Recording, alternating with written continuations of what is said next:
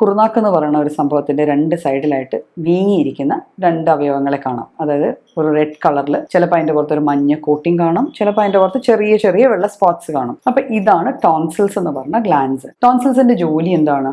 Actually നമ്മൾ ഭക്ഷണം പുറത്തുനിന്ന് എടുക്കുന്ന സാധനമാണ്, വായു പുറത്തുനിന്ന് എടുക്കുന്ന സാധനമാണ്. അപ്പൊ ഇവയിലൂടെ നമ്മുടെ ബോഡിയുടെ ഉള്ളിലേക്ക് വന്നു ചേരാവുന്ന ഇൻഫെക്ഷ്യസ് ഏജൻസ്, മൈക്രോബ്സ്, ഇവയൊക്കെ അവിടെ നിന്ന് തന്നെ തടഞ്ഞു നിർത്താനുള്ള ജോലിയാണ് നമ്മുടെ ടോൺസിൽസിനുള്ളത്. അപ്പൊ ടോൺസിലൈറ്റിസ് വരുമ്പോൾ ഒന്നെങ്കിൽ നമുക്കൊരു ഇൻഫെക്റ്റീവ് ഏജന്റ് നമ്മുടെ ഉള്ളിലേക്ക് കടക്കാൻ ശ്രമിച്ചിട്ടുണ്ട്, അല്ലെങ്കിൽ അങ്ങനത്തെ കണ്ടീഷൻസിൽ വന്ന് നമുക്ക് ഇൻഫെക്ഷൻ വരാനുള്ള സാധ്യതകൾ വന്നിട്ടുണ്ട്. അപ്പൊ അങ്ങനെയുള്ള സാധ്യതകൾ വരുമ്പോഴാണ് പലപ്പോഴും ടോൺസിൽസ് കയറി വിങ്ങുന്നത്. നമുക്ക് തൊണ്ടവേദനയാണ് ആദ്യത്തെ അസ്വസ്ഥത. സംസാരിക്കുമ്പോൾ ശബ്ദത്തിനൊരു പതർച്ച തോന്നുക, സൗണ്ടിൽ ഒരു ഹോസ്നെസ് വരിക, ഭക്ഷണം അല്ലെങ്കിൽ വെള്ളം ഇറക്കുമ്പോൾ ഒരു അസ്വസ്ഥത ഫീൽ ചെയ്യുക. പലപ്പോഴും ആ നീര് വീഴ്ച അല്ലെങ്കിൽ ആ വീക്കത്തെ കുറയ്ക്കാനായിട്ട് ഉപ്പ് ചേർത്ത് ചൂടുവെള്ളം കൊണ്ട് നമ്മൾ ഗാർഗിൾ ചെയ്യുകയോ അല്ലെങ്കിൽ തൊണ്ടയിൽ കൊള്ളുകയോ ചെയ്താൽ അതുകൊണ്ടൊരു ആശ്വാസം കിട്ടണമെന്നുണ്ട്. പിന്നെ തണുപ്പടിക്കാതിരിക്കാം. ക്രോണിക് ടോൺസിലൈറ്റിസ് ആണ് യൂഷ്വലി പലപ്പോഴും ശസ്ത്രക്രിയ വരെ എത്തിച്ചു നിൽക്കുന്ന ഒരു അവസ്ഥയാണ്. വേദന ഇത്രയും കാര്യമായിട്ട് ഇല്ലെങ്കിൽ പോലും ഓൾമോസ്റ്റ് എല്ലാ സമയവും ടോൺസിൽസ് വീങ്ങി തന്നെ ഇരിക്കും. അവരുടെ പുറത്ത് ചിലപ്പം ചെറിയ ചെറിയ പഴുപ്പ് തുള്ളികൾ പോലെ ഒരു മഞ്ഞ നിറത്തിൽ